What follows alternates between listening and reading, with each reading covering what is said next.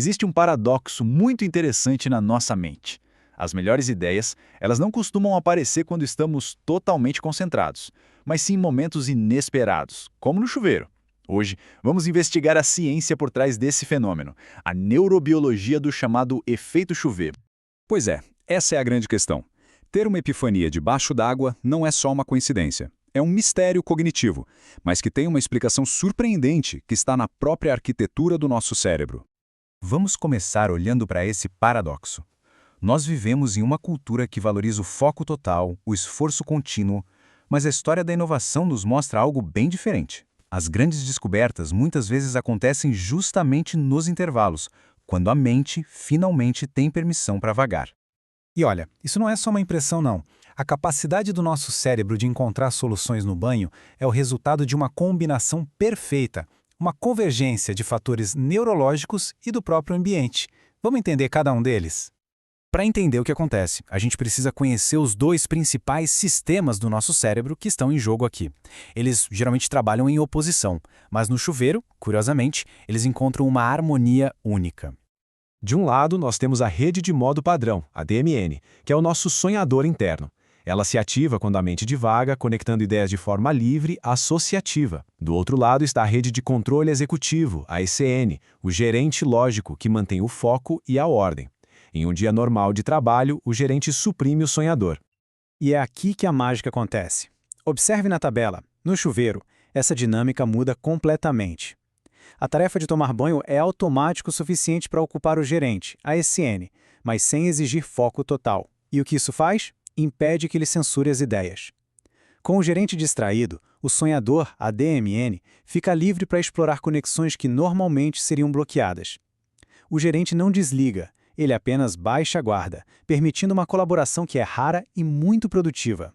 E isso nos leva a uma teoria crucial. Veja bem, nem toda distração é criada da mesma forma. A natureza da tarefa que realizamos enquanto a mente vagueia é absolutamente fundamental para o processo. Ao contrário do que muita gente pensa, o tédio absoluto não ajuda a criatividade. Pesquisas como as de Zach Irving mostram que tarefas muito entediantes podem nos levar a pensamentos repetitivos, a ruminação. Por outro lado, o foco intenso cria uma espécie de visão de túnel que nos impede de fazer associações novas e distantes.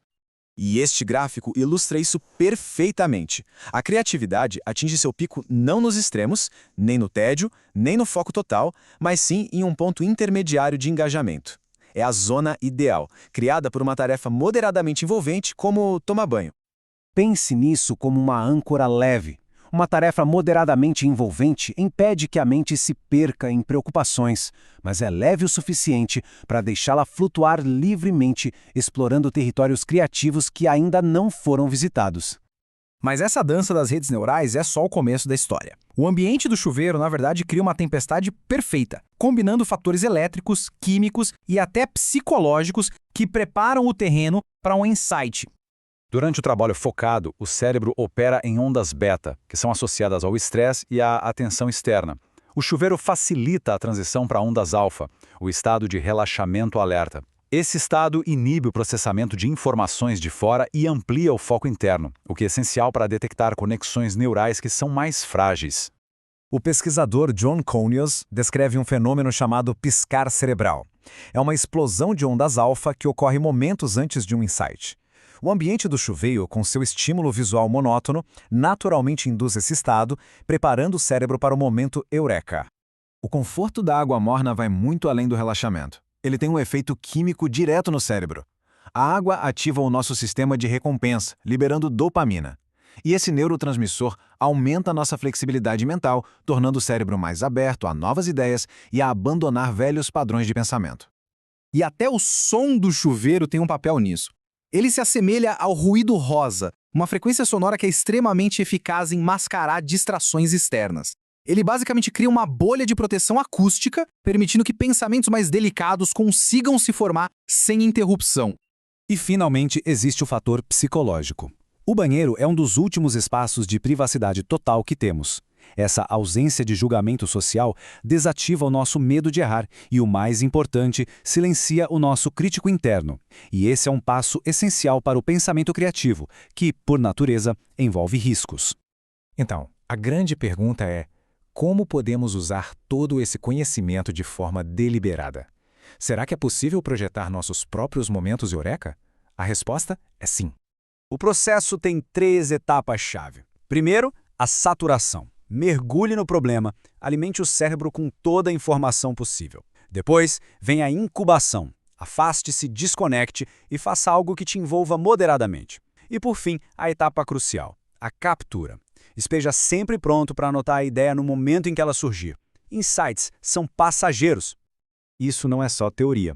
Grandes mentes já usavam essa técnica, desde Arquimedes em sua banheira, passando por roteiristas como Aaron Sorkin e chegando até em empresas inovadoras que incentivam pausas estratégicas. O poder da incubação é uma ferramenta comprovada para a inovação. No final das contas, o efeito chuveiro nos ensina uma lição fundamental sobre como a nossa mente realmente funciona. A criatividade não é um ato de vontade, de forçar uma solução. É um ato de permissão.